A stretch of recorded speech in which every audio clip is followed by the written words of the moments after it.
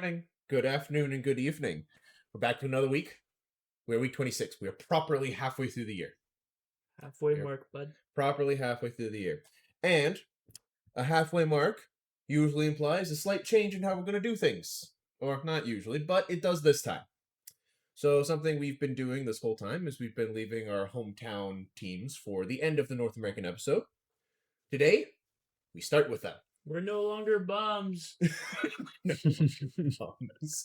Well, you know what? The Mamba were doing well, but they put the brakes on their success this past week, and as have I put new brakes on my car. So We're bums. it worked. Yeah, we were bums this week. We're bums this week. We were up against the Edmonton Stingers twice. We should have won both times, record-wise, heading into the week, but we lost both. June 24th, we lose 115 to 108. Tavian Jones, he's been playing really well recently. I think he's averaging something like 23 points per game in the last 5. That's pretty good, actually. He had 20 points. Jaden Bediako had 16 points and 11 rebounds. He's been playing really well. DeJuan Gordon had 18 points. He's a guy whose name hasn't come up that much, but he played really well on the 24th. Tavian Dunn-Martin, our captain, he struggled. He had 5 points. He shot 1 for 13 and 1 for 11 from 3. But he did have 8 assists. So he did a whole lot of nothing and then a little bit of something. But I mean, he's also been carrying a big load of scoring for this team, being such a small guy, so it was bound to happen. Giggity. Dude. Edmonton set the target score at 113 when they were up 104 to 101. So in the target score time, Saskatoon didn't really perform that well. We thought they were a fourth quarter team and a target score team, and that just didn't come to light this game. Stanley Davis Jr. had the game-winning 3. June 28th, against the Edmonton Stingers, closer game. Lost 105 to 103. Tavian Jones again, 28 points, 9 rebounds and 2 steals. Like you were saying, he's performing his last couple of games. Like you were saying, he was something like 23 points a game. Yeah. And his rebounds look pretty good as well. I mean, he had 36 the other week. Yeah. So he's been on it. Jalen Williams had 23 points, 8 rebounds, and 3 blocks. Tavian Dunn-Martin, better scoring game. He had 22 points. He did turn the ball over 9 times. So it's been a really tough week for him. Now, this one kind of hurt because the Mamba were actually the ones to set the target score. We did not get Mamba'd. The Mambas got Mamba'd. Or the Mamba got Mamba'd. They set the target score at 105 when they were ahead 96 to 88. Wait, I got it. The Mambas got rattled. That's a good one. That's a solid one. Stanley Davis Jr. hit the game-winning 2, so he had both game winners this past week. So next time we're playing Edmonton, can we just triple team the guy? Can we just win? That too, but can we triple team the Stanley Davis Jr. guy? Yeah. So the Mamba are now 6-7. They played tonight against the Winnipeg Sea Bears, but we will report on that next week. Although, spoilers, they did lose. Dun, dun. So I guess we're technically down to 6-8. We do have a game against the Calgary Surge on July the 3rd. So the Calgary Surge are 1-11 going into this week. Should be an easy win.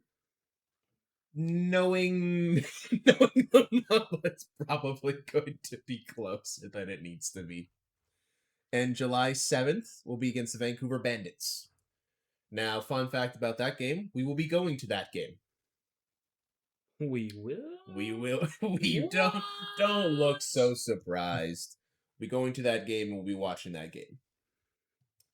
Now, the current CBL standings are as follows. In the Eastern Conference, Scarborough Shooting Stars are at the top. They have a record of 11-2 and a score difference of plus 102. Solid. You can't hear Jay because I think he's lost for words, but the face he just gave me, I think, says it all. The Montreal Lions are second with a record of 7-6 and a point difference of plus 5. So from first to second in the Eastern Conference of the CBL, the point difference 97. is 97. Now, I would like to remind everybody that one of those 2 losses for the Scarborough Shooting Stars is due to the Mamba. So, I think we have bragging rights on this one. 97. We just not showing up? No, Scarborough is just... I don't know if they're just better or if teams are being paid extra to just not attempt. I don't know. Brampton Honey Badgers in third in the East, 7-6 record with a point difference of -28. Ottawa Blackjacks, who the Mamba beat twice, have a record of 6-8 and a point difference of -32. And then the Niagara River Lions with a record of 5-9 with a point difference of -66. 97 points. 97-point difference between first and second in the East. Now over to the West, we have the Vancouver Bandits, who are 9-4 with a point difference of +76. Okay, that's more reasonable. Now, I'm going to blow your guys' mind. The Winnipeg Seabears, Yeah, who are second with a record of 8-5. Okay. So they're a game behind the Vancouver Bandits. The Seabears have a point difference of +142. Fuck off. They have, like you're telling me they have a worse record by a game than the Bandits, but have a point difference of nearly double. how does that work? But lose close, win big. No, there's win big, but like there's win big, and then there is the other team kill the other team big. I they got a bigger differential than the Scarborough Shooting Stars. Yes, they do. They have scored 40 more points. Okay. And then in third place in the West is Saskatoon Mamba, 6-7. I swear to fuck. I didn't say shit. You looked at me. I looked at you because I feel like a fucking sleeper cell. Point difference of -45. Edmonton Stingers in fourth at 5-7. They were 3-7 before the Mamba decided, hey, let's just lose, with a point difference of -37. And the Calgary Surge at dead last in the West and the league with a record of 1-11 and a point difference of -117. Yeah, I guess this, like most leagues, you've got your good teams, your medium teams, and your bad teams. This league has decided we have the best teams, the worst teams, and then everybody somewhere in the middle.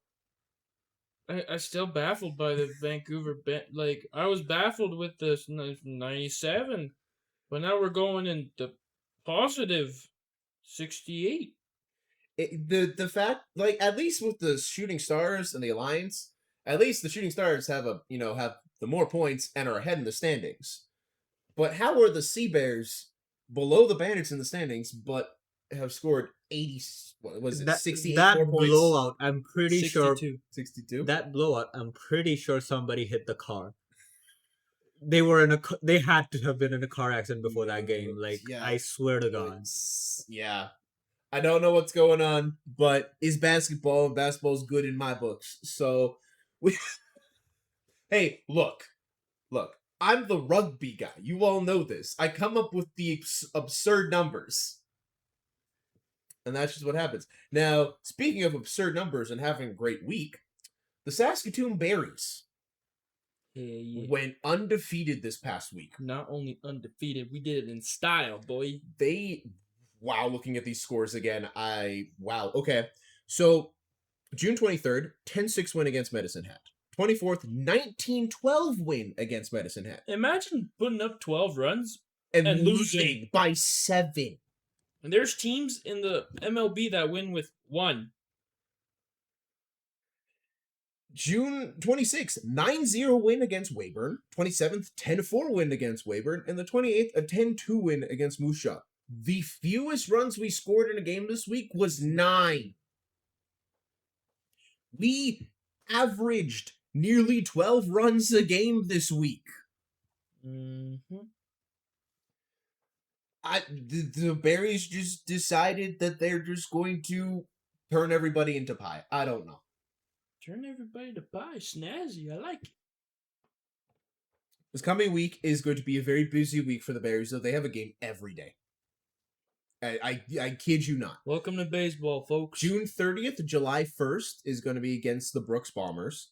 July 2nd is going to be in Regina against the Regina Red Sox. July 3rd is going to be in Moose Jaw against the Mavericks. That's the makeup game for the June 17th game that got rained out. Yeah. Yeah. July 4th they're going to stay in Moose Jaw and, have the back-to-back. July 5th, they're going to Swift Current to face the 57s. And then July 6th, they come back to Saskatoon to face the Regina Red Sox. They are going to have a busy week. And the weather does not look promising for this week. We might have more postponements again. Well, you got a busy week with some bottom-feeding teams. Like, the Bombers are like... They're bombing. Yeah, they're at the bottom, I think. They're the bottom of the West. I think they're in the bottom of the league unless the 57s are... The Bombers are 6th in the West. The Red Sox are 5th in the East. The Mavericks are 3rd in the East, so, not bad. The 57s are 6th in the East. Yeah, so you're facing 6th, 5th, and 6th. And 2nd. And then 3rd, yeah. So it should be an easy week. Easy-ish. Should come out with at least 4 wins, I would think. I think for this, they just have to stay to the mechanics, because we have seen it time and time again where teams that should win don't win. And a lot of times, players have said it before, they go into this mentality of they're like, look, we're the better team, we will win this game, and then they get stomped. I'll bring back to one of those games that me and you were both like, oh, they're about to get pile drive. Is that Avalanche versus Colorado versus Vancouver game. Oh, yeah, what was it, 8-6? 9-6, 8-6. Something like that. And, we were baffled. I mean, that's the beauty of sports. You genuinely never know what will happen. You know what should happen. You got the juggernaut of a team like Avalanche that showed up, and Vancouver was just like, hey, we remember how to play hockey for this night only. I don't, honestly, just to go off on a side tangent, I don't even know if it was Vancouver remembering how to play hockey. I think both goalies just forgot how to play hockey. But, it's games like that where teams need to remember, it's okay, we're a team, we can have one bad night, they can have one good night, and it just ends up being us having a chopping block, which could make the difference down the road for playoffs and everything, placements, all that pizzazz. So, An interesting lineup this coming week. Now, speaking of standings, in the Western Conference of the WCBL, it's the Okotoks Dogs in number 1, a record of 20-6 and a run difference of plus 144. They're winning and winning big. The Lethbridge Bulls come in at 2nd with a record of 15-5 and plus 29 on runs. Sylvan Lake Gulls are 14-8 with a run difference of 67. Energy City Cactus Rats, the record of 7-11 and a run difference of -19, coming at 4th. Fort McMurray Giants with a record of 7-16 and a run difference of -71 are 5th in the West. And then, as we said, Brooks Bombers, bottom of the West, record of 4-17 and a run difference of -99. Okay. Now, over to the Eastern Conference of the Western Canadian Basketball League. That feels so weird. Is there an Eastern Canadian baseball league? There might be. I'll have to look that up later. But on the Eastern side, Saskatoon Berries are first, record of 17-6 and a run difference of plus 87. Okay. Moose Jaw Miller Express. I do love some of these team names. Yeah, they're pretty. I really do. Pretty cool. Record of 14-8 and a run difference of plus 11. Medicine Hat Mavericks coming in 3rd, record of 11-15, but a run difference of plus 16. So even with a negative record, they're outscoring. Close. Yeah, they're losing close and winning big. So they're in their games. Weyburn Beavers are in 4th in the East, record of 9-13, run difference of -51. Regina Red Sox, as we had mentioned, record of 8-14 and a run difference of -15, bringing up 5th. And then at the bottom of the East, the Swift Current 57s, record of 7-14 and a run difference of -99. Yes, as you were saying, we're hitting the 2 bottom teams of each respective conference. It's kind of funny to me that both the Brooks Bombers and the Swift Current 57s have the same run difference. But the Swift Current has 3 more wins. It's like those Madden ratings, 99. No, we go the other way. We are going the opposite way. So I looked it up just now. Mm-hmm. There is an Eastern Canadian Baseball League. Oh, I love that. Okay. It's just called the Canadian Baseball League. What? Wow. Favoritism. Wow. Well, I mean, it's got Ontario, all of the teams, so Central Canada. All of the teams are essentially. I mean, it's just 9 Ontario teams and 1 Quebec team. Yeah, I figured as much. Up in Manitoba is just getting fleeced. Yeah. That's so funny. Yeah, that's interesting. Yeah. Now, we do have one more hometown team that has recently come up with some news, and I think Miggy wants to take it away on this one. So I'm conflicted on this because one, I love my Saskatoon Blades. I always have since I moved here back in 2014. God, you're old. Oh wait, hold on. I was 14 years old. 2016. When I originally moved to Saskatoon, and I went to a couple of games with my dad, and we just loved it because it was the only real hockey we could watch. Now the NHL draft happened. Now I'm going to talk a little bit more about that in our NHL segment. But 3 of our Blades got drafted, which the reason why I'm conflicted is 2 of them got drafted to the Leafs, and 1 got drafted to Montreal. So yay for the Montreal guy. The Leafs guys, I hope you all well, but you may want to ask for a trade. You know what? Yeah, I agree. So, right winger Zach Olsen got picked 73rd overall to the Toronto Maple Leafs. In his tenure with the Blades, he had 57 games, 18 goals, 16 assists, 34 points, 79 penalty minutes. So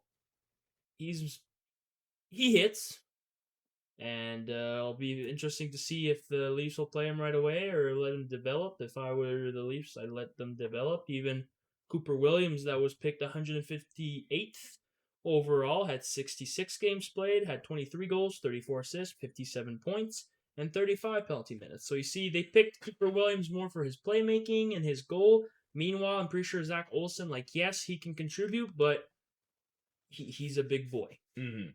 Now, the one that I am very happy to, due to the fact that I'm super biased when it comes to the NHL. No, you don't say. I know. Is the Montreal Canadiens have drafted Braden Klemek, the defenseman, 117th overall. He has 68 games played, 4 goals, 43 assists, for a total of 47 points and 43 penalty minutes. Do I need to remind you how stacked our prospect pool is for defensemen in Montreal? You want to know what's another interesting stat about Braden? So the Blades on the regular season were -4 in goals. Yep.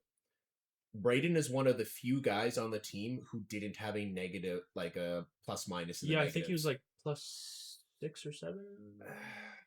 I don't think it was quite that high. I think it was either even or it was +1 or +2. But he was one of the few guys that was a non-negative goal factor, which is really good for. Add a player like that to Montreal's prospect pool. I looked into him. A lot of people are thinking that he won't be the next Makar, but he'll be like middle of the pack defenseman that some teams will be interested in the long run.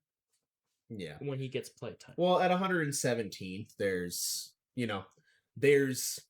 belief, but obviously not the strongest belief. Yeah, well, that's early 4th round, right? I mean that gives him the room to prove people wrong. Now, before we go to the NHL, there are some PWHL. There's no trades, but there is 5 signings that happened in the last week.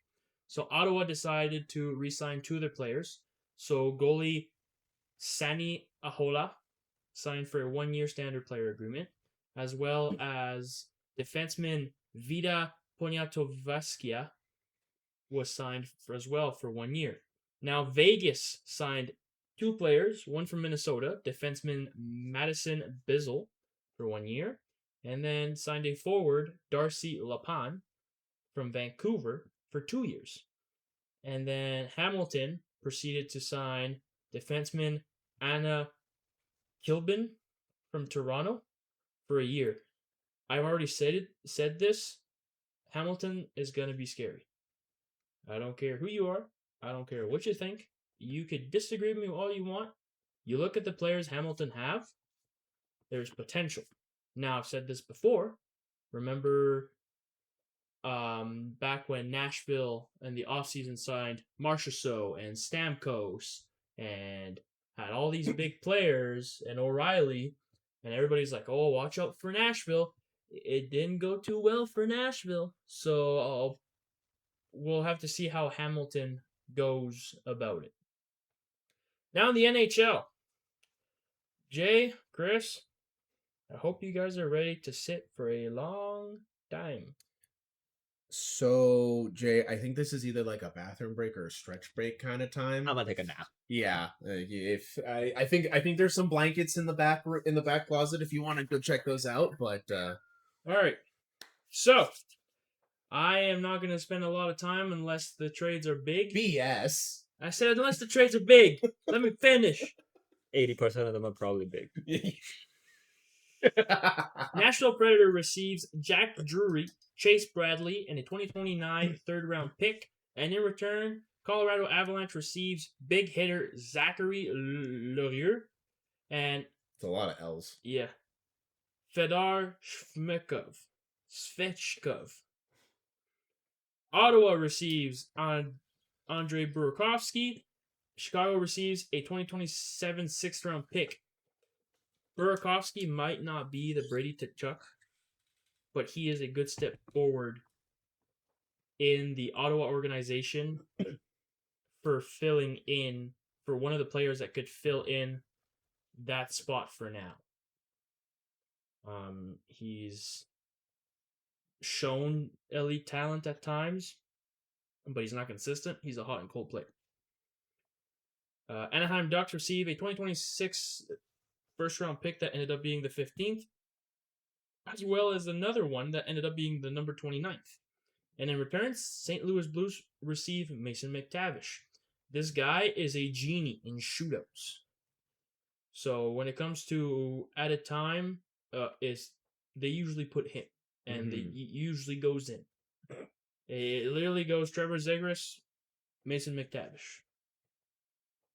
St. Louis Blues receives Brandon Carlo from the Toronto Maple Leafs for two 2026 third-round picks.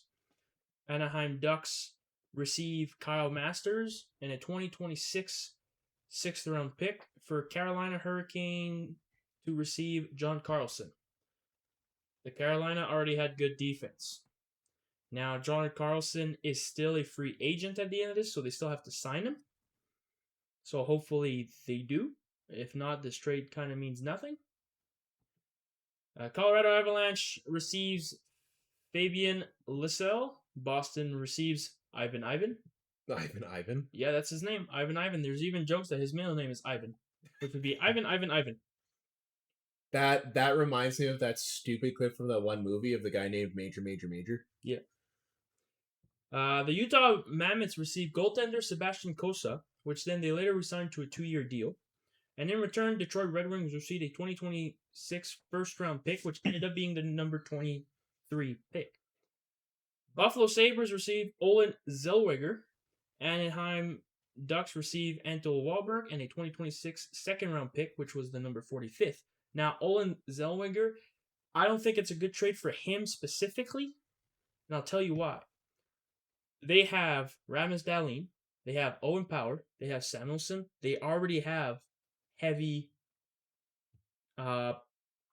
defensive, big in size D-men, and he's another one that helps in the offense as well. But when you have defensive like this, I'm expecting next year for his production to take a hit. Now, if he goes to have a solid year, all to him, but I am totally expecting him to have an off-season next year. Now, the Toronto Maple Leafs, after acquiring Sam Ersson from the Philly after trading Joseph Woll, receive a 2027 fifth-round pick for Samuel Ersson from Ottawa Senators. Makes no sense to me, but we'll see how it goes, because then you're basically saying that Justin Wolf was worth a fifth-round pick. Yeah, that does not sound good. Now, a name that I know you know, because every time he plays and we watch an Avalanche game, he hits one of you guys really hard. Valerie Nichushkin was traded to the Blue Jackets. And in return, the Colorado got a 2026 second-round pick, a 2027 third-round pick, and a 2028 fifth-round pick. These picks are flying like crazy. I'm not even done. Vegas receives 2026 first-round pick, which was the number 26. 2026 third-round pick and a 2028 first-round pick and the Rangers received Pavel Dorofeyev, which he then signed a 7-year, $77 million contract with an 11 annual average. Florida receives Ratko Gudas, so he returns back to Florida to create the most controversial group of guys.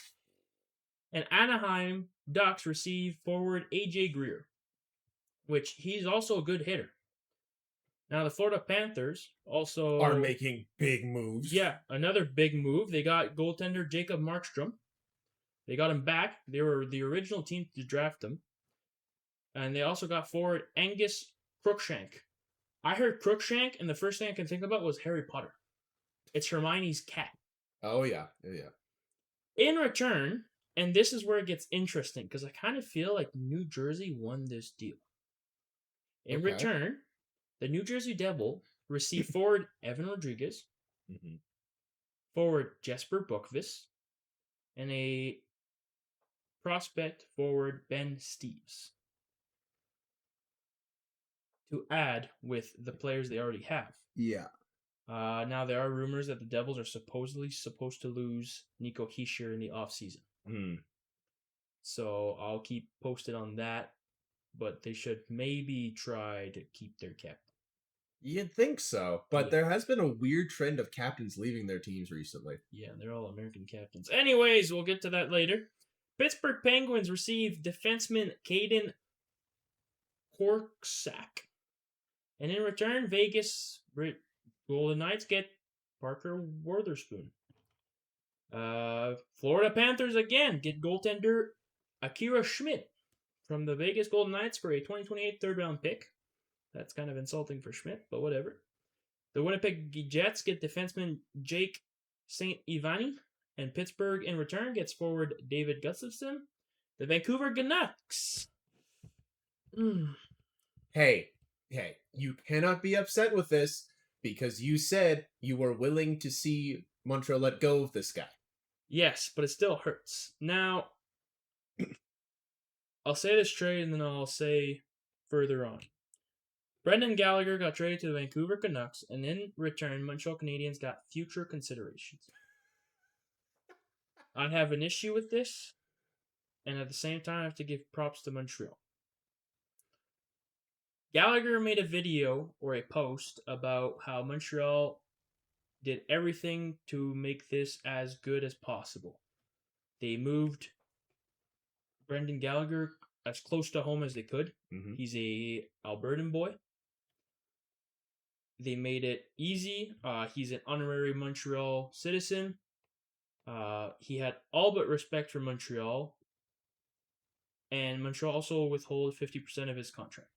Oh, interesting. Okay. Now, these future considerations is the dumbest thing. It's like cash considerations. It's no, just that's nothing. even dumber. I know. It's just nothing. But it's like, so it'd be like me looking at you and being like, I'm gonna take your phone. And in the future, if we think about something, maybe you'll give me a better phone. Like, if like I have my phone and then you're looking at me and you're like, I really want that pizza. Remember when I told you I'll give you my phone? Yeah. Give me 2 more pizzas and we square. Like, what is this future?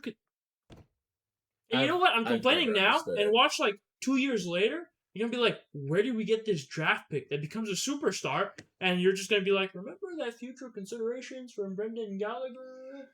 Oh man! All right, halfway there, boys. Halfway? Yeah. Now I already told this to Chris, but Jay. Now we'll hold on there, boy.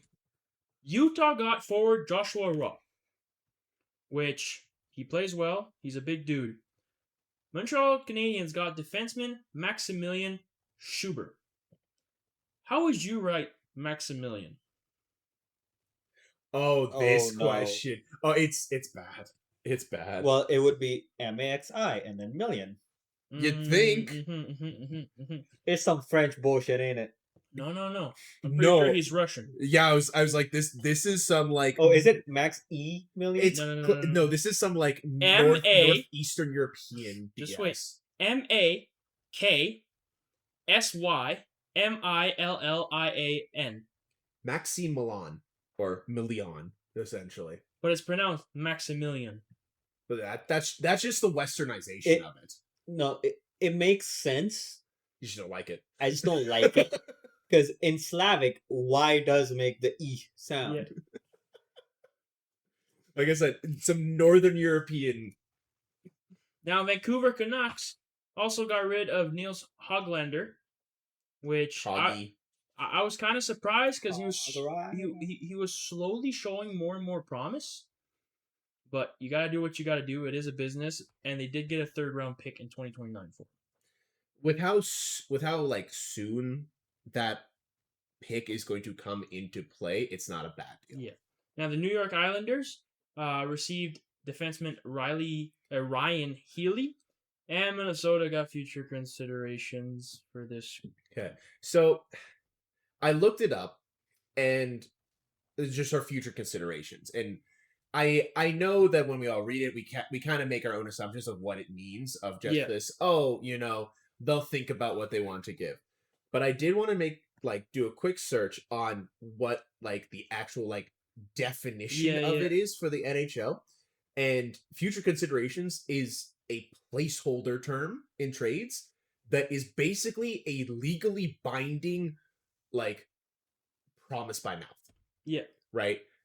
Like you always hear people about like, yeah, if you make like a business deal or something, write it on a napkin, make sure it's legally binding. Future considerations is just the NHL's way of saying you owe them something. Yeah. That is it. And now, boys, that's all it is. Heck, future considerations could be cash considerations. Now, boys, the New York Rangers and the Nashville Predators is the last trade of tonight. For the NHL. The Nashville Predators received forward Adam Edstrom from the New York Rangers. And in return, the New York Rangers got forward Massimo Rizzo, which honestly is a bomb name. It's so fun to say. And the 2026 5th round pick. Now, all of these picks were used in the draft that was there 3 days ago. If you don't know, look it up on Instagram and you'll see McKenna everywhere. Yeah. Or even Gleb, the Montreal pick that everybody was shocked, but then started watching highlights and saw that he's an absolute freight train. As well as he made the comment that if Tom Wilson wanted to start a fight with him, there would be nothing left of him. So now it's him talking to Tom Wilson. Yeah. Now, the NFL. There's not much that happened except for the drama around Braden Ayuk. All that is happening there is him basically trying to convince the 49ers to let him go so he can sign with the Commanders. And him crashing out and everything online. My personal opinion, he kind of looks dumb doing it. And that's all I'm going to say about it. Trying to stay as non-controversial as he can. I love it. Now, week 4 of the CFL, the little brother of the NFL, is wrapped up. So, can I leave the room for this? Because the CFL is breaking my heart. Nah. Fine, I'll sit through it. So, Jay, Mm-hmm. you're, I think, 3-0. The odds are 3-0, yeah. The downfall is coming. The odds are And you played pretty good teams, too. Fuck. It's okay. You and I are having the opposite problems. Now, let's talk some numbers real quick about this game. The Winnipeg had a total of 6 fumbles and lost 3 of those. Edmonton did have a problem on penalties, taking 6 penalties for 41 yards. Now, Yeesh. those are the smallest yards for penalties in this list. Of the games from this past week. Yes. Oh boy. So be ready for those. Edmonton did not recover Did not? They Sorry. did recover. They did recover a fumble and ran it 93 yards down the field. Okay. So Winnipeg snapped. They forced the fumble. Edmonton picked up and ran 93 yards down the field. Winnipeg was in the red zone and got scored and didn't score. Yeah, didn't score and then got scored on. Yeah. The same play. Edmonton also sacked the Winnipeg QBs 3 times for a total loss of 27 yards. So that means they lost 9 yards on average per sack. That's almost a first down. And then the running back for Edmonton, Justin Rankin, had 15 carries for 106 yards. Now, Jake, the Winnipeg total rushing yards was 106. Your running back had 106 himself. And to make it even worse, Winnipeg had 2 more rushing attempts. Hey, look. In this household, we always applaud a Blue Bombers loss. We do. It's just that, am I like Midas touch? Because whatever you got is the opposite of whatever I got. There's good news for Winnipeg. Nick Dembski had 92 yards on 6 attempts, on 6 receptions. Okay. Because it's just that the teams that I want to or don't want to support but do support, they're just winning. Now, the teams we do want to support, which is the Rough Riders, lost this week. Yeah. It gets worse. Now, another 400 plus passing yards for the Riders. So we are doing fantastic on the air attack. The Riders woke up a little too late. We didn't score anything in the first quarter. Okay. Meanwhile, and I'm not kidding, you can look it up. Quarter 1, 10. Quarter 2, 10. Quarter 3, 10. Quarter 4, 10. That was Toronto. That game. They scored a perfect 10 in every quarter to win 40-34. Meanwhile, the Rough Riders scored 17 of their points in the second quarter and none in the first. So they just woke up a little late. Riders had 7 penalties for 80 yards.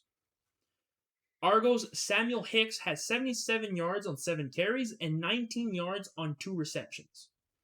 And so the game, basically, and there was 5. You guys aren't gonna like this. There was 5 Argos receivers that average above 10 yards per catch out of their 6 receivers. Common at 19.8 average on 5 receptions.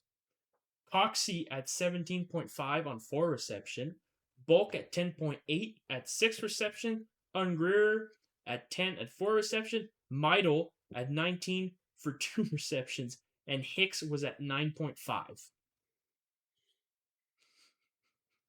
All that to only win by 6. Yeah, basically. Now, Schaefer Baker had another good night. 89 yards on 8 receptions is pretty good in any books.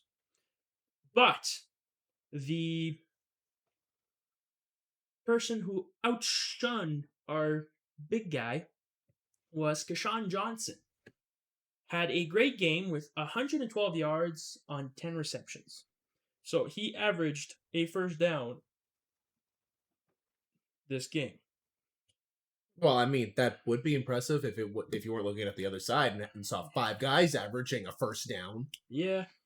Now, Chris, do you want me to go to the Ottawa game first, or do you want to get this over with? You know what? I've been preparing for it, so might as well go for it.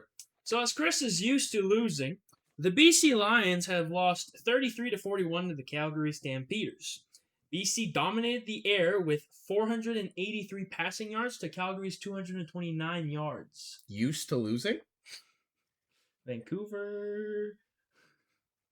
I know it's true, but you didn't have to put me on blast. I wrote in my notes, take a shot at Chris. ... Mm-hmm. Yeah. Mm-hmm. Running game had very little to do in this game as the teams combined for 107 yards together, which Rankin did 106 by himself. Calgary had 8 penalties for 78 yards, but BC had 10 for 118 yards. There's why they lost. Yeah. Calgary's Tavon Jones had 3 receptions for 71 yards. Meanwhile, BC Keon Hatcher went 162 yards on 9 receptions, and BC Jermaine Jackson went 149 yards on 6 receptions, which, again, makes no sense to me how you did not win this Well, game. I mean, we had nearly 250. No, not nearly. We had 250 more passing yards. Yep. We had 2 lengths of the field plus a little bit extra in passing yard difference, and yet we lost by 8. Yep. Now, Montreal played against Ottawa, and Montreal won 37-35. The air attack was even, but the Birds had the edge in the running games. Ottawa Justin Hardy had 117 yards on 7 receptions. That is pretty fantastic, honestly. Ottawa Khalil Pimpleton had 52 yards on 3 receptions. I had that same reaction when I saw his name. His name is Pimpleton. That's so unfortunate. Now, Montreal Stevie Scott rushed for 65 yards on 10 carries, which for a running back is fantastic. It gets you your second and short. Montreal's Tyson Philpott continues his dominant start to the season with another huge game. 198 yards on 12 receptions. Wow. He is 203 receiving yards ahead of second place, which is a tie between his teammate Tyler Snead and Kean Chafin Baker. He has, this year so far, 587 yards on 36 receptions. Yeah, I'd say that's pretty solid. There's 4 weeks done. And this guy is already being talked about being the MVP of the league. So I'm not surprised. I'm not shocked. I mean, he's averaging, I think, if I do my math quickly here, I think that's almost 16 yards per reception. It's crazy. Average. It's crazy. Which for, 3 games straight is crazy stuff. 4 games straight even, yeah. Montreal hasn't had their bye yet. Those are ridiculous numbers. Now, upcoming, we have week 5. Now we're starting again to, I like to call week 5 to 11 kind of the nitty-gritty. You need to win as many of these games as possible, because if you don't, then you leave the 5 to 11 to 17 week to be at your mercy. Well, right, like first 3 to 4 games is kind of, it's your start to the season. You see who's hot, who's not. You get people into the rotation, whatnot.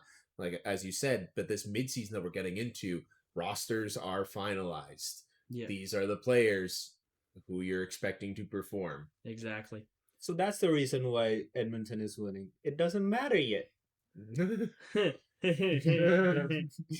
Anyways, so the Argonauts will be playing against the Stampeders on July 2nd. July 3rd, the Red Blacks will be playing the Rough Riders. Oh my god. We're cheering for the fucking Rough Riders. No, the next game. July 4th will be the Lions versus the Elks. So the 0-4 and the 3-0. Jay and I have a we are supporting the same team here. And on the 28th, the Bombers will be playing the Tiger Cats. The Birds have a bye. The Lions versus the Elks. The undefeated versus the very defeated. And the Lions are gonna win. Let's. I am calling it now. This is not biased. This is just for the bit. The O and whatever is going to beat the whatever and O. It's gonna happen. I will say, now going back to Philpott, he has a game more than Schaefer Baker does. Okay. Now, will Schaefer Baker have a 203 receiving yard game? No. But after this game this week, since Montreal has a bye week, we'll get to see where those two are at on the standings and on the marks, right? Because every game matters, right? Oh, yeah. So, Philpott could have a bad game coming back into week 6, and Schaefer Baker just keeps getting hotter and hotter and hotter. Eventually, this race might be a little tighter. But if Philpott keeps making these 180 yards and 12 reception games, it's going to be a little hard to catch up to this guy. Mm-hmm. Got a lot of season left to play, though. Yeah. Now, if we're going to shorten the field a little bit and put it inside in a climate-controlled arena. We are going indoors. I am putting the ceiling up, and I am not using a 110-yard turf field. I am going to the hardwood. So for the NBA, we also had our draft. It was June 23rd and 24th. It was this past, I think that's the Wednesday, Thursday? Or is that, no, or is that the Tuesday, Wednesday? Whatever it is. It was a lot. It was a lot, but not as much as other sports because in the NBA, we only have 2 rounds of drafts, of draft picks. 29 of your second rounders got traded. Yeah, no. So I'm not going to go through all of them. There's not really any point. First overall pick, AJ Diabaza, drafted by the Washington Wizards. He is expected to be their superstar cornerstone for the near future going forward. Okay. And I want to get back to the Washington Wizards a little bit later because they are looking like a very interesting team coming up this next season. Now, you and I have already discussed this a little bit about the NBA and NHL and how going forward we want to focus more on our main teams. Yes. Especially for like the start of the upcoming seasons. For people who don't know, and we'll probably try to convince Jay to pick a team as well, and he'll probably not pay attention like the Elks and then go, how am I winning again? Me and Chris do both support the Toronto Raptors. He is a bigger Toronto. If it's NBA, I already have a team. Oh, perfect. Who's your team? Golden State. Oh, he's a wagon hopper. Anyways. Nope. I have had every single Curry as a shoe. I've been a Curry fan since forever. Okay. Anyways. So apparently Jay's a Golden State Warrior fan. But me and as I was saying, me and Chris are both Toronto fans. Him more than I am. I will admit I have a huge soft spot for my Timberwolves. Yeah. Well, they are your main team. Yes. Especially with that trade that we just got, which I'm guessing I will get into. So I won't spoil that for them. But even for our team, so like we have a Blue Jays, but I have a second team that I follow.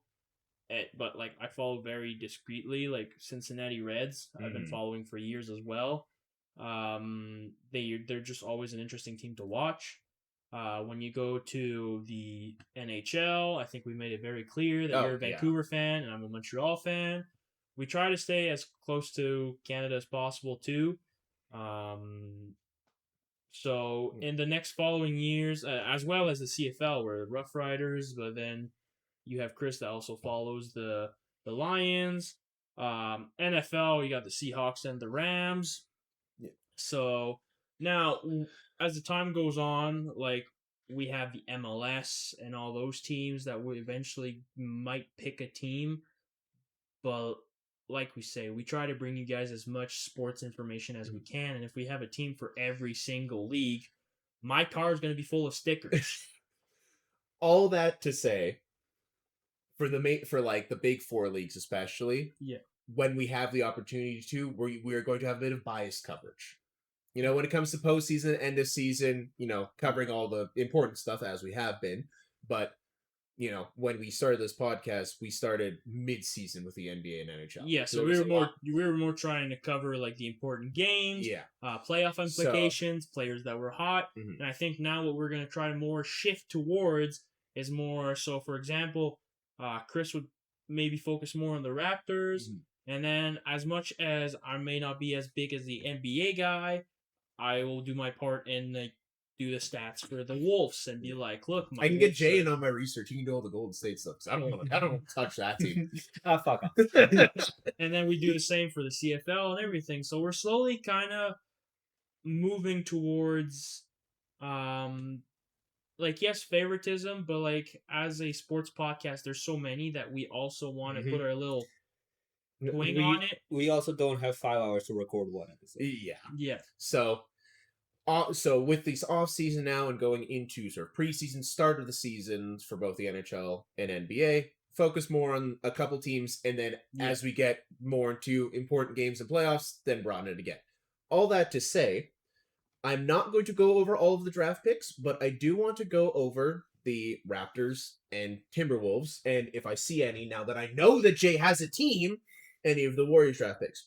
So the Raptors drafted Alan Greaves at the 19th spot in the first round. And with their second round draft pick at, what was it, at the 20th pick in the second round, or the 50th pick overall, they picked up Jaden Bradley. Now, as Miggy had kind of already foreshadowed and stated, the Raptors' second round pick was the only second round draft pick that didn't get traded. I didn't even know that. It is the only second round draft pick from the 2026 draft that got drafted to the team that they will be playing for. Wolves win the shit. Every other pick was either traded after getting drafted, or the draft spot had been traded before the draft. So like the one team picked it up, but the other team got it. I'm putting $10 right now, and the Wolves win the shit. We will get to that. Speaking of the Wolves, more news? Then a little bit news. Their first round draft pick at 28 was Joshua Jefferson, but he did get traded to Brooklyn in the Randall deal from last week. Now, Minnesota, I do think, got a pick in the second round. Trey Kaufman-Wren.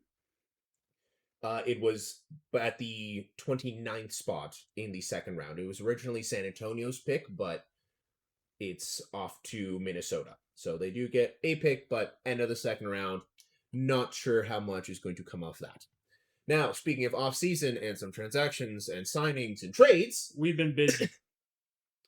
I am going to try to keep mine a little bit shorter, especially since yesterday, every team decided that they wanted to do everything.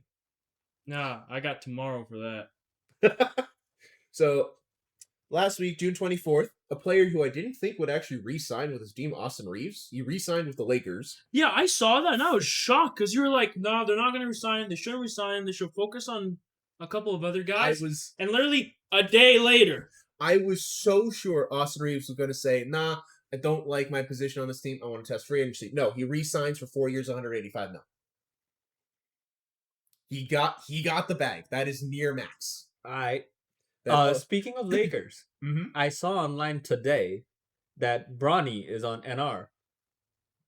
What? Yeah, he's getting traded. Like Bronny James? Yeah, Bronny, the kid is. He's getting transferred to another team. I don't know. I did not see that, but you can take a look at that as I go through the rest of these. Yeah. Al Horford re-signed with the Golden State. Mark Williams signed with Golden State. Kobe White re-signs with Charlotte for 3 years. There was another big Minnesota Timberwolves trade. So after dealing away Randall for nothing, peanuts, just so they could open up cap space to re-sign Ayo Dosunmu, the Timberwolves make a deal with the Charlotte Hornets. They're sending away Naz Reid and a 2033 first-round pick and 3 first-round pick swaps and 3 second-round picks to the Hornets for LaMelo Ball and Josh Green.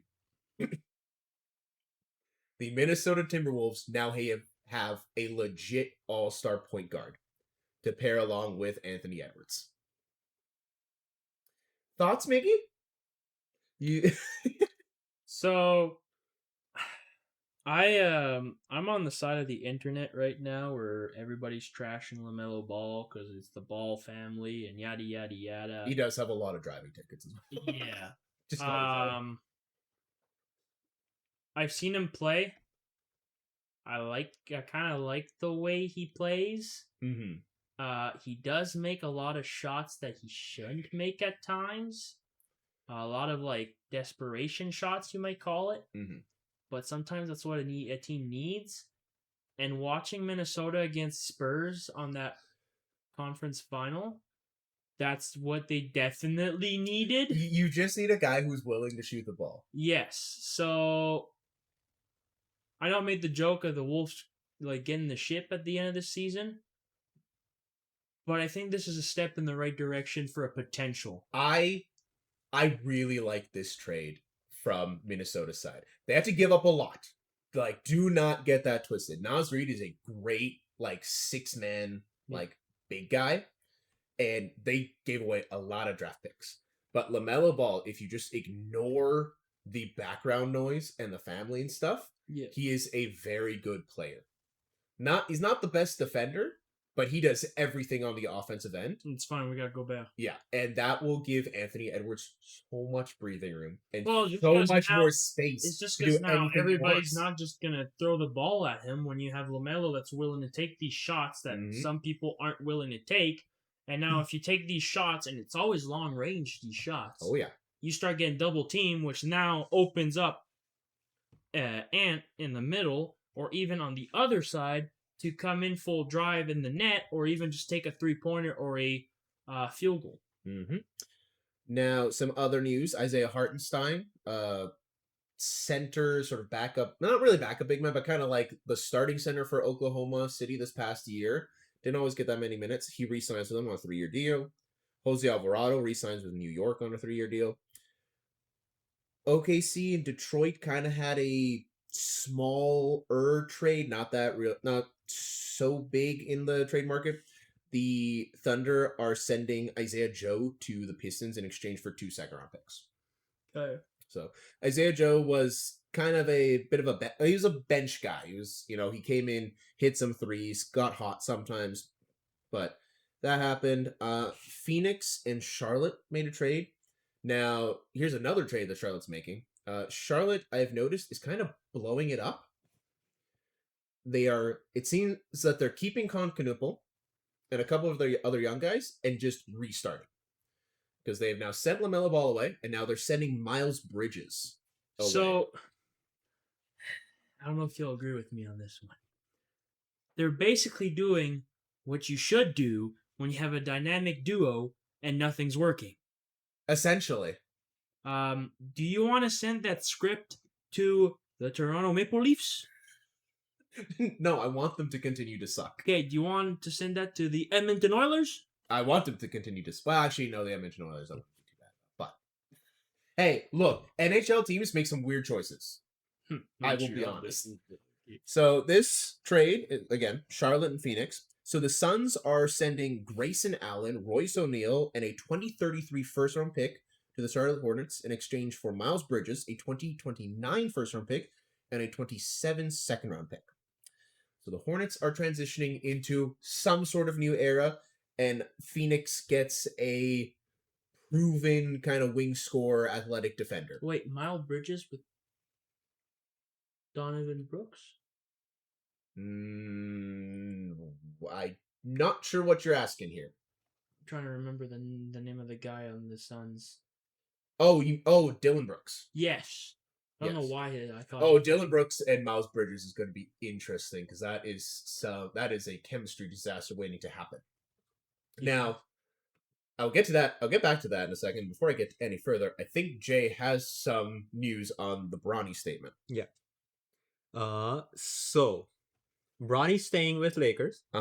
But I got confused as the big guy's leaving. Yes. I was hoping to get to that a bit later, but I'll get to it right now. LeBron James is not staying in LA. Yeah. There's a chance he goes to Golden State. Yeah. Which is made even more real by something that happens a little bit later in my list. I will get to it. Okay. I think I'm pretty sure you know exactly what I'm talking about, so I will get to it. I do want to get back to Dylan Brooks and Miles Bridges, because Dylan Brooks is a big character, and Miles Bridges is a troubled character. There have been some off-the-court issues with him. So despite him being a very good player, he is a bit of a PR liability. So that Phoenix team is going to be interesting because you've got Devin Booker, great player, all-star, Dylan Brooks, who showed that he can be that second guy, and now you're bringing in Miles Bridges. That team could be scary if it works. If it works. Works is big. Fred VanVleet opts into his player contract with the Rockets. He'll be getting $25 million. That's very good for him, especially since he missed all of last year with an injury. James Harden declines his player option with the Cleveland Cavaliers, which is baffling to me because he's leaving $42 million on the table, and I don't think any team is going to sign him otherwise. No. It might just be I just want to go home. It might be a retirement. It might be I'm willing to take a huge pay cut to play with who I want. But that's a lot of money to leave on the table when he had the say in getting it. Zach LaVine is going to opt into his player option with the Sacramento Kings. Here's the big one. Or not the big one, but the big implications one. Draymond Green declines his $28 million player option. Yeah. Which means the Golden State Warriors now all of a sudden have a financial leeway to yeah. give James a fitting contract. They suddenly have the money and cap space to sign LeBron to a cheaper veteran contract, but LeBron has stated that it's not about the money right now. He's willing to take a pretty significant pay cut for one more shot at the chip. So you gotta look at teams like Spurs, Thunders, Golden State, Minnesota. Mm-hmm. Yeah. Golden State has a real opportunity to have Steph Curry, LeBron James, and Jimmy Butler. Yeah. Here's my issue with that. Jimmy Butler is washed. Yeah. Curry, as great as he is, has slowed down significantly. Mm-hmm. And as good as LeBron is, he's not the young good that he used to be, where he can carry a whole team. He's still great, but he's not the guy who can just carry everything anymore. Yeah. Why are you looking at me like that? For the people at home, Chris just called all those people old. I did just call all of them old and washed. 100% did. The reason why I got confused was this announcement of LeBron leaving the Lakers didn't happen until he made sure that Bronny had a contract for the next year. Oh, okay. That makes sense. So he essentially told the Lakers, hey, I'm leaving for the next season after they re-signed Bronny. Now, okay, now depending on the order of operations that happened, that's pretty scummy. That's a low blow. That's almost as bad as Giannis going, hey, Milwaukee, you have to sign my brother. That's bad. Yeah. That is bad. Sandro Mamukelashvili declines his player option. Now, I was really hoping he would accept it, but looking at how much he was going to make, I'm not surprised. His player option was for $3 million. He's probably gonna ask for somewhere between 9. Yes, he can very comfortably ask for contracts that are starting at $10 million a year, very comfortably. I still think the Raptors need to re-sign him. Some other things: DeAndre Ayton, the questionable big man, the guy who's kind of a bust, but he's opting into his player option with the Lakers. He'll be making $8 million. But I mean, that's good for him. He probably wasn't going to get signed anywhere else. I'm gonna be honest. He did not have a great year. Trace Jackson Davis opts into a team option with the Raptors, so the Raptors are retaining him. Andrew Wiggins re-signs for 3 years with Miami. Marcus Smart declines his player option with the Lakers. Benedict Mathurin got a qualifying offer from the Clippers, so we're still waiting to hear on if he accepts that or if they're going to renegotiate that. Bradley Beal declined his player option with the Clippers, which is really weird because I don't think anybody's going to sign him either. So maybe he's just ready to be done. Jonathan Kuminga. This is a guy that you and I have been kind of high on the sort of like during the end of the regular season, because we saw him finally get out of Golden State and he was playing really well on the Hawks. The team is declining his $24 million option. So that means that he's just going to... He's a free agent. I thought Atlanta was going to retain him. Maybe they don't think he's worth $24 million. That's pretty steep. But I'm kind of shocked. Should Toronto go for him?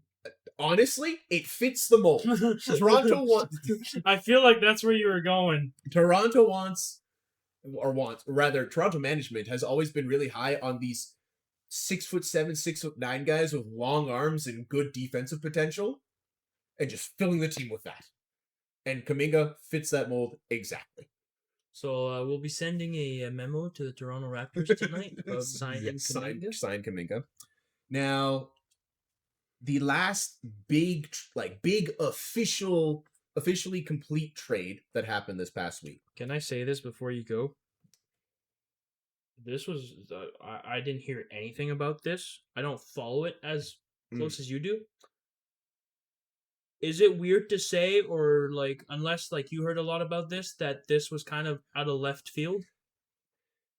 This was out of left field in terms of the teams that got involved in it.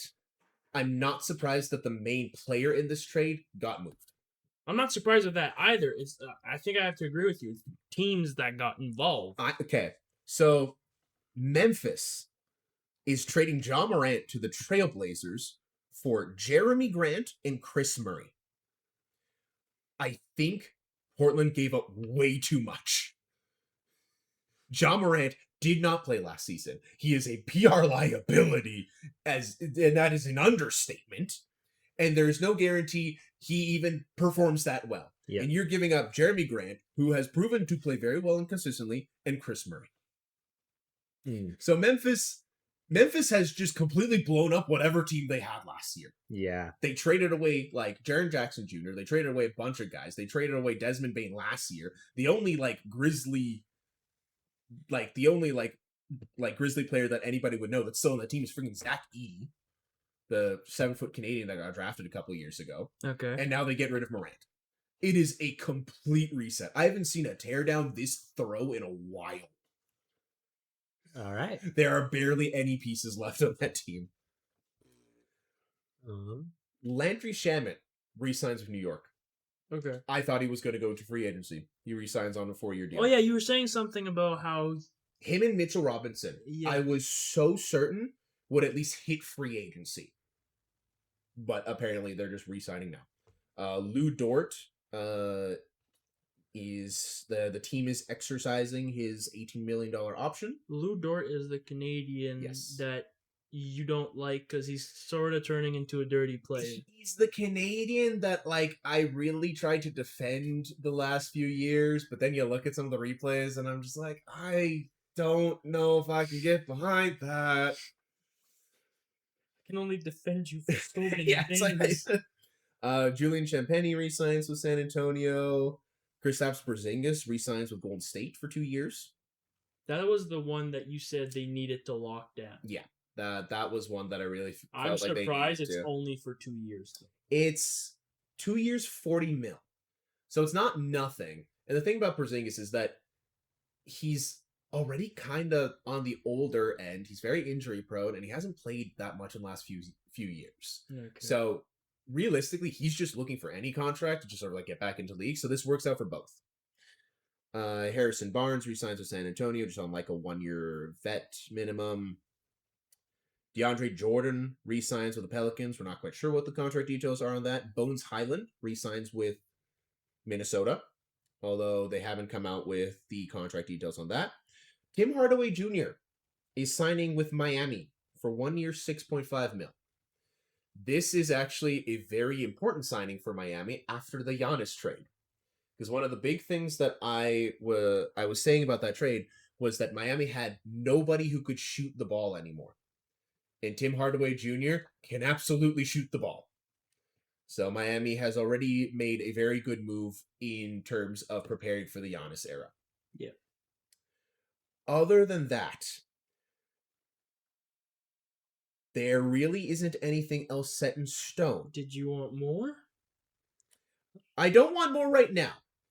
I do have a couple more rumors and almost set in stone deals that I need to go over, though.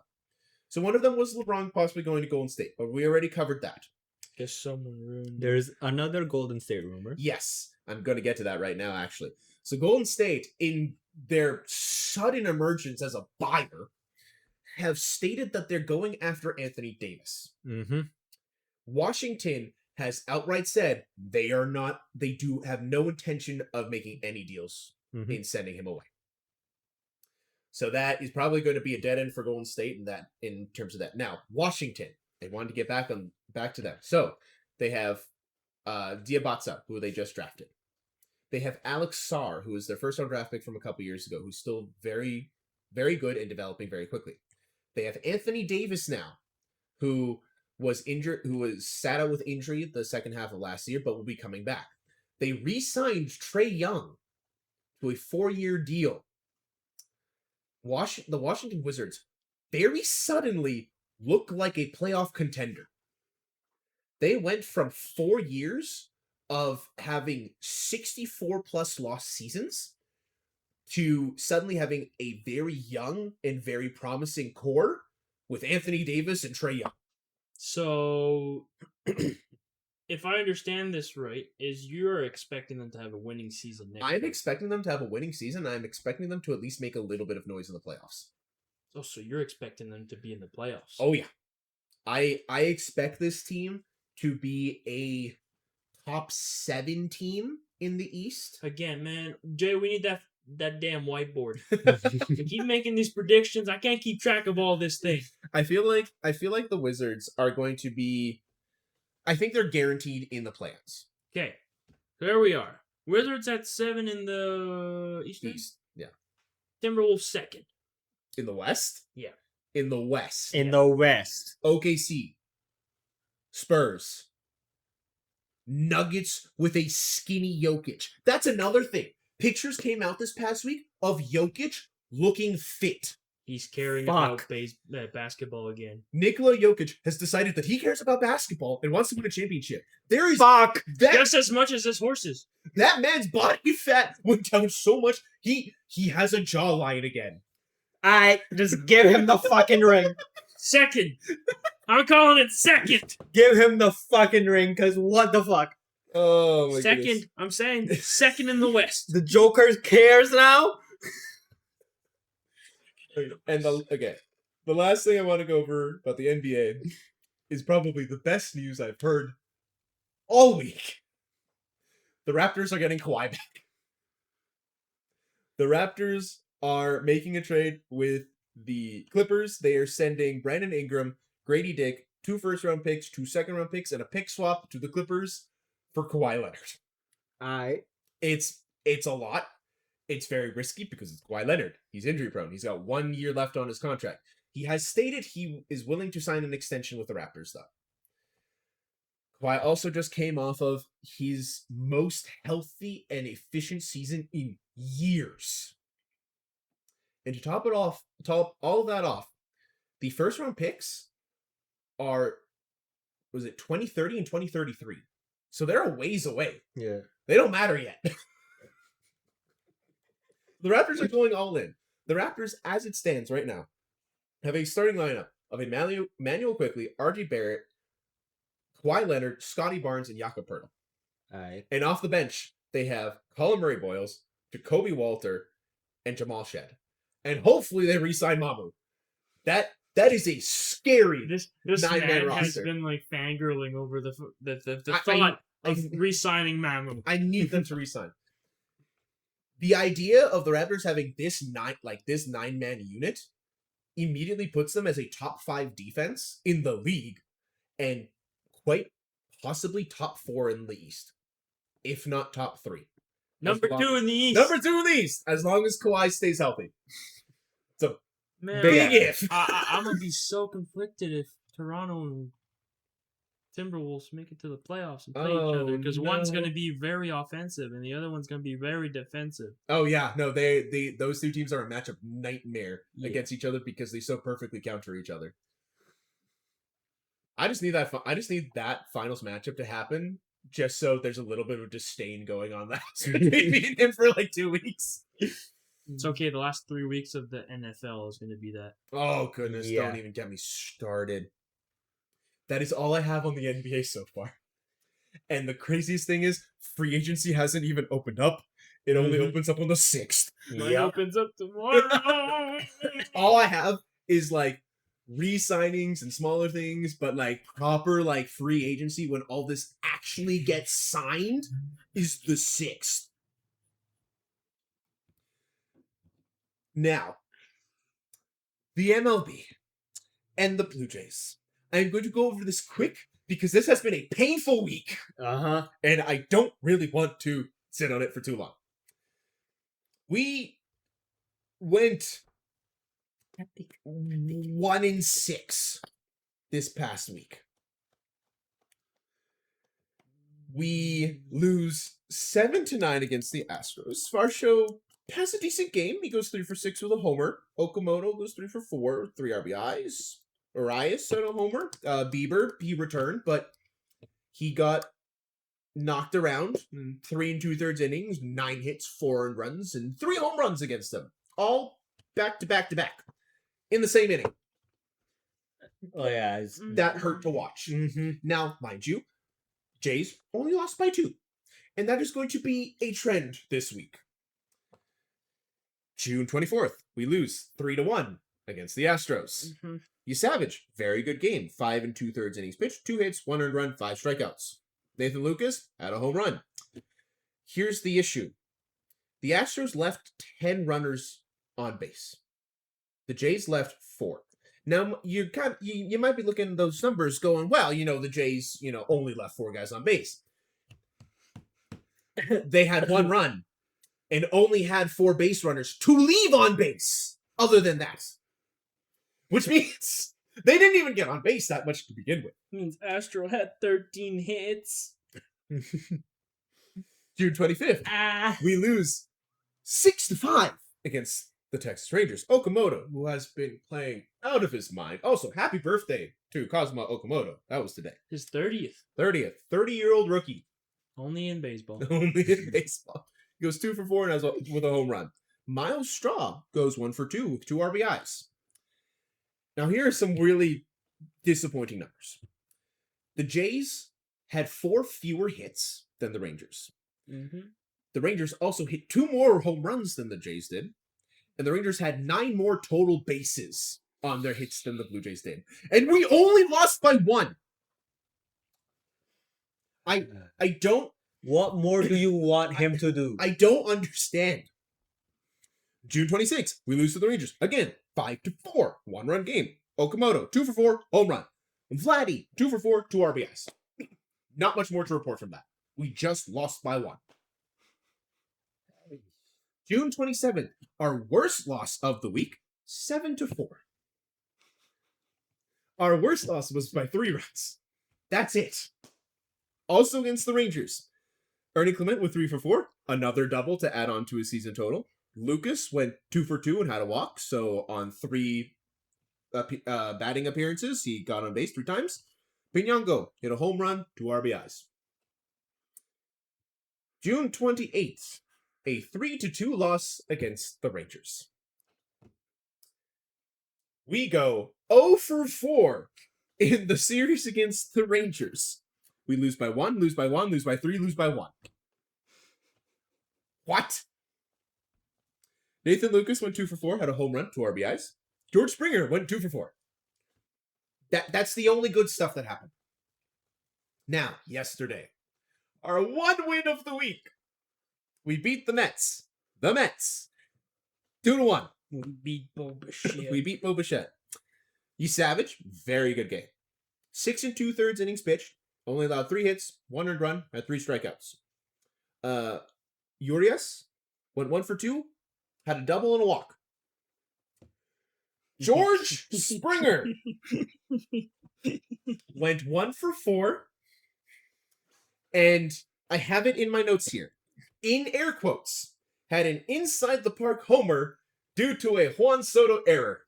This is the notification I got. George Springer had a triple, and George Springer scores. That is the notification we both got from the MLB app. So if you look at the video, George Springer hits, and he's running. And it is a triple because Soto didn't get it. And I don't think it's an error on Soto, actually. It's an error whoever went to go catch it a second time because went to go and pick it up and dropped it. So then all you saw was Springer with his big smile going, hey, to home. So he had a Little League home run. Yeah. Now, mind you, Soto didn't get an error on the initial miscatch, but it should have been. That was one of the most routine, just either catch it or let it bounce and keep it at a single. Now, to add more ridiculousness to this game, there were only 3 total runs, 2-1. The Mets and Jays combined for 0 for 15 with runners in scoring position. This was not a defensive game. This was just a crap batting game. Insane. Oh my goodness. Sometimes you just want to smack them on the back of their heads. It honestly, the game was hard to watch too. It was funny, but it was hard to watch. Now the Jays' upcoming games, they had a game tonight against the Mets. They have a game against the Mets tomorrow. Yeah.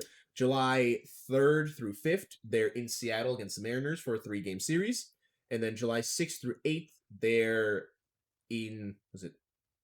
It's San Francisco, right? It's San Francisco Giants.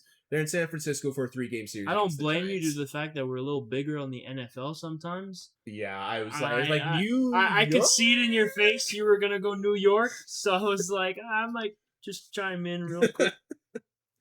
Now, our least favorite part of the North American episode is always the Blue Jays injury list. Oh, fuck's sake. There are some updates, but not really that many. Lenin Sosa, he had a rehab assignment last Tuesday. Okay.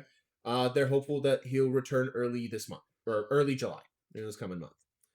Max Scherzer, he's still dealing with the back spasms, but he did get some sort of shot to help with the recovery. He's been playing catch with the coaches. They're expecting him back early July. With Max Scherzer, I know there's a rotation, but I put him number 5th A, and then put someone else as number 5th B. I feel like Max Scherzer is a guy you have on the rotation, but you don't actually start unless you absolutely need to. Like, keep him in the bullpen to coach the guys. I love him, but he's getting to a point where, like, I just think he's slowly losing the velocity that... No, it's not slowly losing at this point. It's slow is the issue. Addison Barger, which is probably the worst news of the week, so in his recovery from right elbow inflammation, he had an MRI. He got a second injury this past week. They did an MRI, and he's got a small stress fracture on his back. So I have like 3 of those. Yeah. So from being expected to be back in like the next week or so to like it's now like a month. A month? Well, it's said that they're expecting that he could be back in August. So Addison Barger is probably one of the most unfortunate seasons so far. Yimi Garcia in his rehab from his elbow surgery. He did re-aggravate it last week, but they say he's feeling better and he's playing catch. Okay. Jesus Sanchez, he suffered a right ankle sprain against the Rangers on the 26th. So this past week, he's on the 10-day IL. X-rays did come back negative. So no big damage, but they're expecting a mid-July return. Just as I was about to buy a jersey. He's still buying his jersey. He'll be back. Ricky Tiedemann, the Blue Jays prospect. He's out with left elbow soreness, but he did make his rehab assignment on June 16th, so a couple weeks ago, but he was scratched from his second planned rehab assignment due to neck issues, per John Schneider. Hey man, when the head coach of your big team says no go is a no go. Yeah. That's all we have for the MLB, all we have for the Blue Jays. Hopefully this week is a little bit better. Hopefully. I mean, it can't really get a lot worse. MLR is done, as I stated last week. And I think all that leaves is some of our North American soccer. Now, last week, and I'll start with the NSL just for the laugh of it. Last week, Chris was looking at me like I was insane. Because you are. Because all 3 games finished 1-1. And Mr. over here is used to the rugby corner where there's blowouts everywhere because of Chicago. Now, the Northern Super League, Montreal and Ottawa played each other, and it was a battle of the top. It was first against second. Whoever won had the bragging rights for first. Now, it was a very tightly contested game. Montreal is still battling a lot of injured players. They were down 4 of their players that usually start of their starting 11. Ottawa first goal was a defensive breakdown in their goalie box after a corner. Ottawa player kicked the ball right in the box, right where you want it, and Montreal defended great until it just started looking like a ping pong match. It was like bounce off of you, bounce off of him, bounce off of her, bounce off of. Eventually, an Ottawa player did manage to kick the ball, and a diving Montreal goalie did touch it, but it snuck just under her ribs and into the goal. Okay. And you can see her frustration when that happens. Yeah. Usually, as a goalie, you touch the ball, it's not going in, Yeah. or it's very rarely going in. Now, there was a collision with an Ottawa player and a Montreal goalie that required immediate medical assistance. When it happened, you already saw the ref going like, "Hey, come over here." I could not find the details anywhere yet. So next week I will come with the details. Or what I might do and what I might start doing to do is I will look it over, and if I find it like on a Friday instead of waiting till when we record, I might just post it on our social media page for you to look at, and therefore you can see the updates before having to wait so long. Yeah. Now, Ottawa scored their. Jay, we are adults here. Ottawa scored in the 69th minute with a beautiful play. No, you don't even get a rebuttal. Ottawa's No. Nina played a beautiful cross from the outskirts of the field to Forbes, like literally to her feet, with a easy shot. There wasn't much challenge. It caught the goalie off guard, snuck right where the first goal went in. Yeah. And now Montreal, like in the 89th, like 88th minute. No, it was actually the 81st. Sorry. Scored on a penalty. Bennett, her 6th of the season.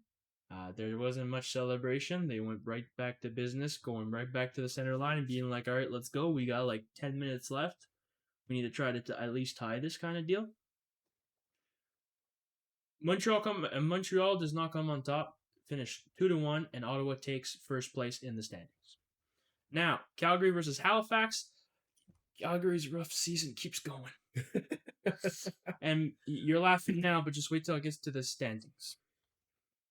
Calgary loses 1-0 to Halifax, and then Vancouver loses 1-3 to Toronto. Here are the standings for the Northern Super League. Ottawa with 19 points, Montreal with 15, Halifax with 14, Toronto with 12, and Vancouver with 10. Those 5 are tight games. If Ottawa goes on a three-game loss streak, even draw, yeah, Vancouver could catch up. Calgary cannot. Calgary has 2 points. Even if they win everything left in the season, I don't think they get back. If they win everything in the season and everybody has like a 500 win percentage, they might squeeze 5th. You know what? Just because it's Calgary and Vancouver, it's going to happen.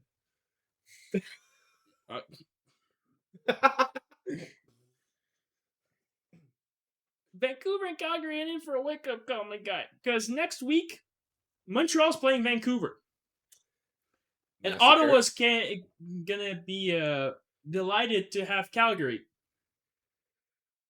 Okay, so and then, we're hiding the women and children for those 2 Yeah, games, and right? then But women are the ones that are playing. So email. And then Halifax and Toronto will be fighting for that number 3 spot. And if Halifax win and somehow Vancouver wins against Montreal, Halifax could potentially squeak into the 2nd spot. Yeah. Now, the CPL, after a 12-day break, is back.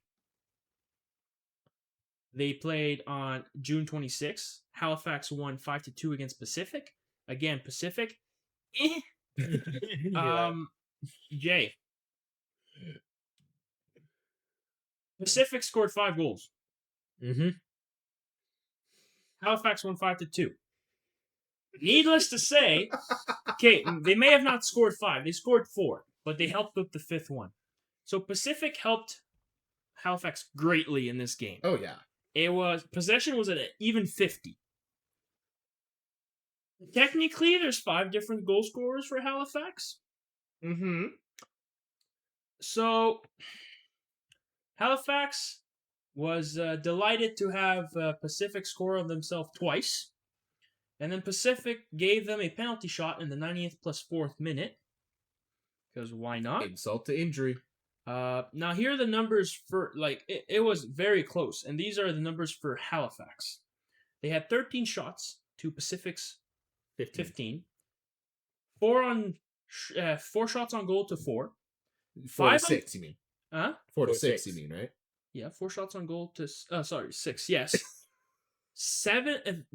517 passes to 522 passes, 88 to 86 pass percentage. It's very even numbers. Pacific just, I guess, didn't have the discipline or didn't have the defensive awareness in this game. I mean, it's hard to say. I've always found it hard to really like get a good read on own goals because oftentimes it's kind of just a shot that went off of a defensive player, right? It's not like they're intentionally kicking it in. Yeah. But I didn't see the highlights for this game, so I have no idea. Now, Sunday, June 28th, the Cavalier versus the Super de Quebec game was postponed. We don't get a lot of postponed soccer matches because it's usually rain or shine they get played. But according to this, the Atco Field had to postpone the game due to unplayable pitch conditions to heavy rainfall in the Calgary area. I mean, yeah, Kananaskis is flooding at the moment. Yeah. So. And even we're getting hit pretty hard with rain right now. Well, I mean, all of sort of like the prairies are getting hit really, really hard. They're hard. literally turning us into the swamps right now. Because, I mean, I was in Regina this past weekend. It came down there for a couple days. It hasn't been great here. I have a friend in Edmonton right now. Actually, she lives, I think, 10 or 15 minutes north of Edmonton, just outside. Her basement's been flooded for like the whole week. There are streets that are flooded. You can see from the pictures. It's coming up above most cars' tires. I got a friend in Ontario right now that sent me a sunny picture of her fishing. Yep. And I almost called my boss and said, I need a week off. Get us out of here, please. Yeah. So that I can go fishing. I mean, I work at a bowling alley. I'm scared for tomorrow because if it's Canada Day tomorrow, and if it rains, then people not only have no reason to be outside, and all of their outside plans get canceled, but they're also Canada Day, which means they're going to want to do something, which means everybody's going to come to the bowling alley. Okay, so I look at the weather because that's what I have to do for my job due to the fact that I work in the exterior. There is only a 10% chance of rain tomorrow. I don't believe that. I'm hoping because I'm supposed to be painting a house. I saw clouds outside before coming here, man. I don't believe that for a second. Now, the matchups for next week for the CPL is Forge versus Vancouver, which I feel bad for you, bud, because Forge is just demolishing. Upset time!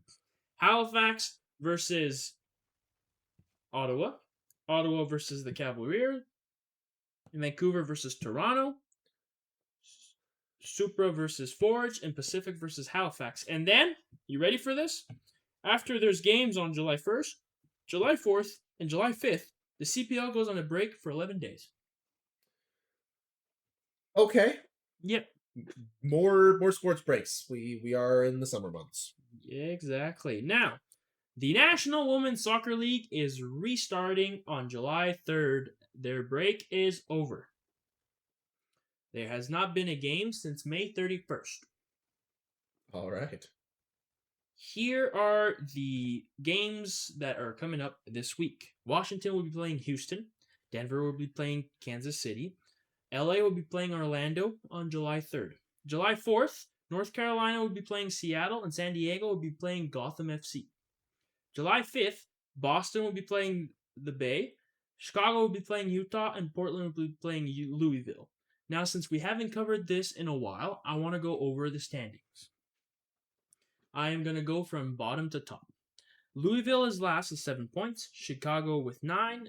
That is also tied with Boston at 9. The Bay is at a lonesome 13 with 11 points. LA with 13 at 12. Houston and Seattle are both tied at 10 and 11 with 14 points. Houston takes 11, though, due to the fact that they have a -5 goal differential to Seattle's -3.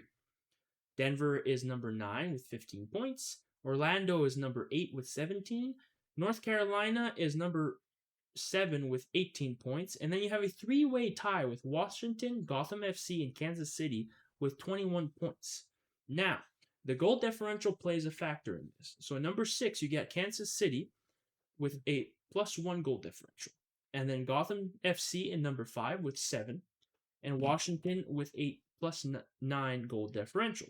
And then Portland and Utah, again, those two are tied. And the goal differential, once again, plays an effect. Portland has a 6 goal differential, and Utah has a 8 goal differential. And San Diego holds the top right now with a 1-point lead over its number 2 and 3 counterparts with 25 points with a 6 goal differential. One stat that you didn't point out from this, and I understand why it wasn't really relevant, but I do want to point out the fact that all of these point differentials are single digit, other than Chicago, the goal difference of -19. Hey, we got a Chicago team that sucks. Yeah, apparently the MLR Chicago Hounds just decided to collude with the Chicago team and said, hey, you guys do really bad, we'll do really good, we'll call it even. So, me and Chris, we're talking over the week because, we do a lot of that. We talk a lot. We talk a lot about sports. Yeah, we you talk don't shut up. Says you. And I pitched the idea. We've done it a couple of times, and we've been trying to figure out a way to do it so that it's a little bit more natural than Chris just going, hey, Jay, do you have anything? Hey, Mickey, do you have anything? Yeah, then you give me the weirdest look of, I have a discussion. Yeah. So we kind of resetted our format a little bit. And I'm only explaining this episode just so that it makes sort of sense to why we kind of changed it at the same time. So there's two reasons why we changed it. One, so that I can finish it off. And if I have a discussion topic or anything, I can just continue right into it. It seems more seamless and a little, more entertaining than just Chris looking at me with devil eyes, wanting to beat me up for waiting till the last second. Got my finger on the stop record button, and this brother's over here like, I got 15 more minutes. Hold on. Yeah. Not yet. And as well as we both discovered that we were kind of not doing our hometown sports justice with putting them at the end. It kind of what makes us a little different from the rest is we're from Saskatoon. We have hometowns sports that don't get covered a lot in these podcasts, and that could be our bread and butter, and that's why we moved them up front. Now, here is the kind of thing with this discussion is we'll never know if we have one or not, because it's basically me while we're talking trying to figure out if I have a question or something that I feel like we should talk about afterwards. Yeah. And even like there's a tab in our notes and I just added it, and even if the guys are like, hey, we could do this, and I can be like, discussion, click, hey, hey Chris, how about this, my bad? Now, I do have two topics for today. Mickey over here like, so I'm the one with the discussion. Dude, all right, what's up? What you got? I want to go back to, you mentioned it a little bit, and we talked about it for maybe 2-3 minutes, but I want to talk about the little bit more favoritism towards our team. Okay. Now, all three of us are doing this. So Jay as well, which is going to be interesting because he usually covers the international stuff. So seeing him cover the Big Four and the North American stuff was going to be interesting. But I think it just what's the word? It brings a little bit more discussion to the table, right? Because I can have, let's say, like Ant goes on a spree where he's like 34.8 points a game, 3 rebounds and 6 steals. Yeah. In a spree of 10 games. And Chris is looking at me like that's never going to happen. What's getting me is the 6 steals average over 10 games. Like, whoa. Hey, and then Chris could have a player on the Raptors that is doing like 2 points a game, 13 blocks, and like some weird stats like that shouldn't happen. And like we can like chat and be like, look, like this is your guy that's supposed to do this, or Chris can look at me and be like, dude, those are the numbers that he always does, because I kind of suck at following basketball still. But I just feel like it brings a little bit something different, because yeah, covering a sport is fun and keeping track of everything is fun, but like it it kind of feels closer to home when you're focusing on your Well, team. here's the other thing. Is that when we started this podcast and we had all of these like we were trying to cover the whole league, 'cause it's all Yeah. important games.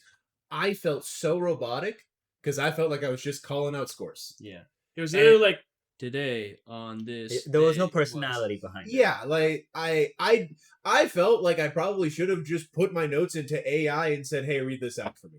That probably would have sounded better too. Yeah. Funny enough, but Definitely for me. yeah, and we as speakers on the mic and whatnot have gotten a lot better, especially in terms of actually speaking like ourselves and making it seem like we aren't just complete numbers nerds.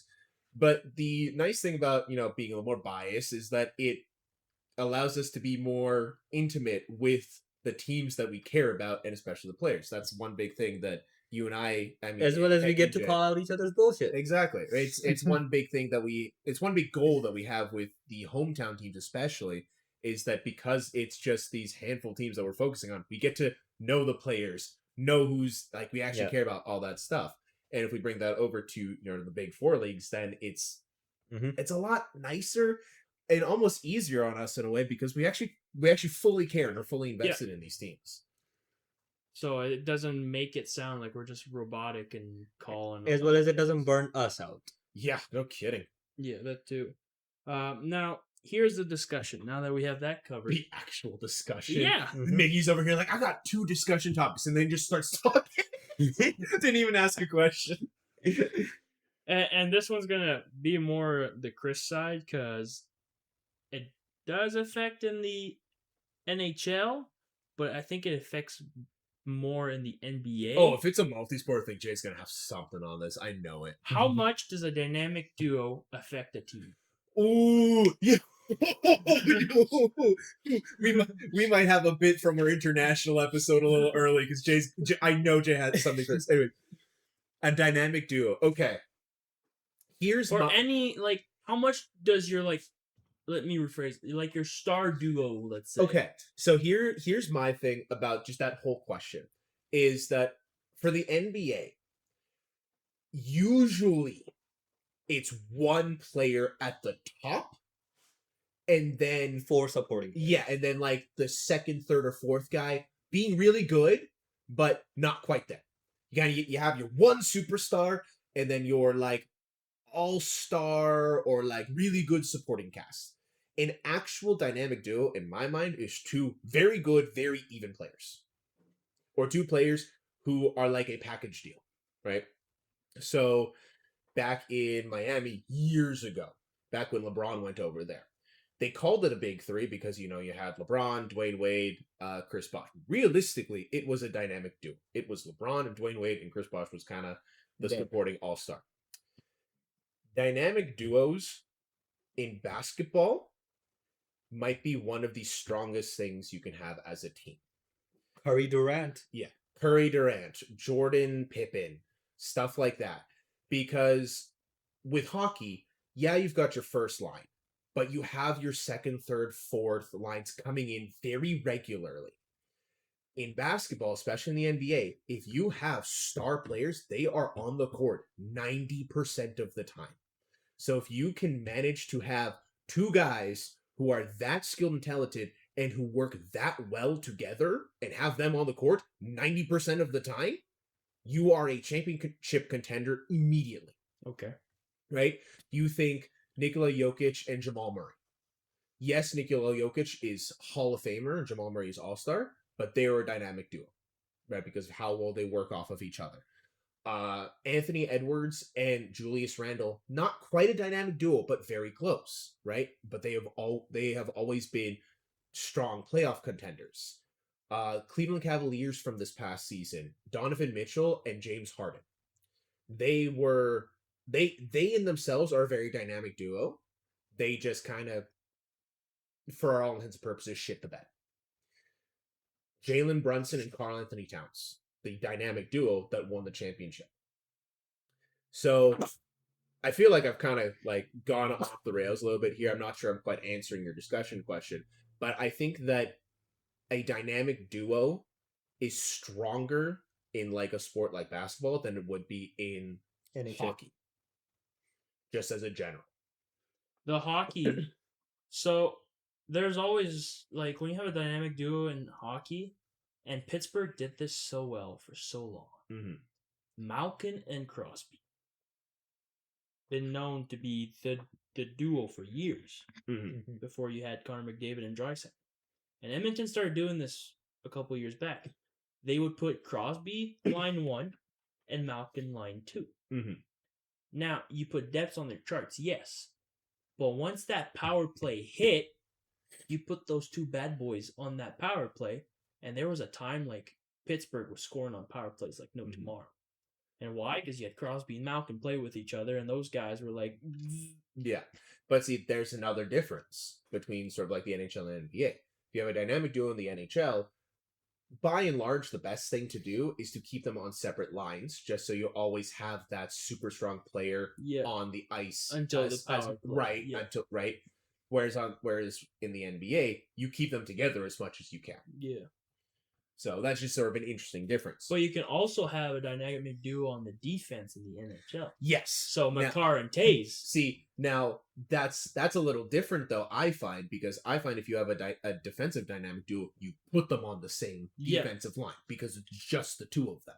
And I'll be honest with you, I feel like a dynamic defensive duo is way more important than a dynamic forward. Oh, absolutely.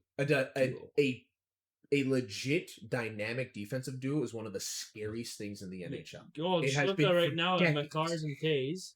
At the end of the year, Dobson and Hudson were starting to play, and they were doing pretty well. So there's a couple in the league right now. We'll see with the free agency if there's still some, but I think we're onto something when we say that a defensive dynamic duo in the NHL is way superior. Yeah. Now, I know we're talking about dynamic duos. There's, if I take it to football, there's trios. So... He means soccer, by the way. Messi, Neymar, and Suarez. I remember Neymar used to play with Messi. Yeah. So that trio played together for 8 years on 2 separate teams. Okay. And I swear to God, those teams looked terrifying. Well, it's because now... So a soccer field is split up with 11 players. For people who don't know, like... It's 11 on each side. So soccer is the most well-known sport. Yeah. The field is big. You have a lot of playroom. Now, if you can have like a duo or even a trio that's able to control a big chunk of the field, that kind of helps you a lot. Because that trio controlled about 45 to 50% of the field. Exactly. The other thing is that with soccer, if you have a dynamic trio or a dynamic duo or something like that, you're not subbing them out. You have them on the pitch 100% of the time. For 90 minutes. Yeah. You have them there the whole time. Even in basketball, you can't have your dynamic duo on the whole time. Yeah. So that's another kind of interesting difference with that. But now, does that also affect, like we were talking about the NHL? Would you rather a more dynamic duo or trio in the football up front or in the back? Okay. I don't know that much about soccer, but I feel like if you were to want any sort of like dynamic connection anywhere, it would be between your midfield and strikers. Yeah. And sort of like, if you have like a dynamic duo in the midfield, that's cool, but they're really like pigeonholed to a section. I feel like, and it depends your formation too, right? Yeah. Now, I think when Neymar and Messi were in Barcelona, Barcelona was running a 4-2-3-1.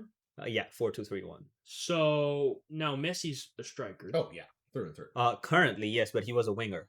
Yeah, exactly. But when they were doing the one, I think Neymar was up. Suarez was up up front. Yeah. And then you had Messi on the wing, and then Neymar on the other wing. Well, yeah, you get that Yeah. offensive triangle Now- of three, right? What helps with this trio that they had back in Barcelona is that with the 4-2-3-1 that they were playing, is that middle guy was just there to get ball, pass ball, get ball, pass ball, get ball, pass ball, and then eventually they just think they go through that guy, and then the other three guys would just pass, cross, score. It was ridiculous. Like, that was an empire. Yeah. And I even actually, it's kind of funny they bring this up because last week or the week before that, I saw a video and it was Neymar playing with Mbappe, and him just like playing, and Mbappe, like, he's good, but he's kind of a ball hog. Yeah. And you can see videos Neymar of is Neymar freaking just being like, open. Like, he is left alone on a corner onside Yeah. with an open strike, and Mbappe is just like, I'm gonna trip, but I'm not gonna pass to you. Yeah. So, and then they see video of with Messi, and it's just beautiful passes, shots that you can't believe. Yeah. So, like, any dynamic grouping really helps teams because you at least have a formation or something You to go you to. have people who don't need to think to play Yeah. with each other. Now, like, and you can take it even a step further, where a dynamic duo or trio, and now you have a team that has a bunch of chemistry. Yeah. Done. Yeah, because any dynamic grouping like that, you're usually assuming it's like the 2 or 3 best players and they just happen to work really well with each other. Yeah. But you're right. You build a team around that. You've got your core and you got the bubble wrapping around it and you just go for it. You're done.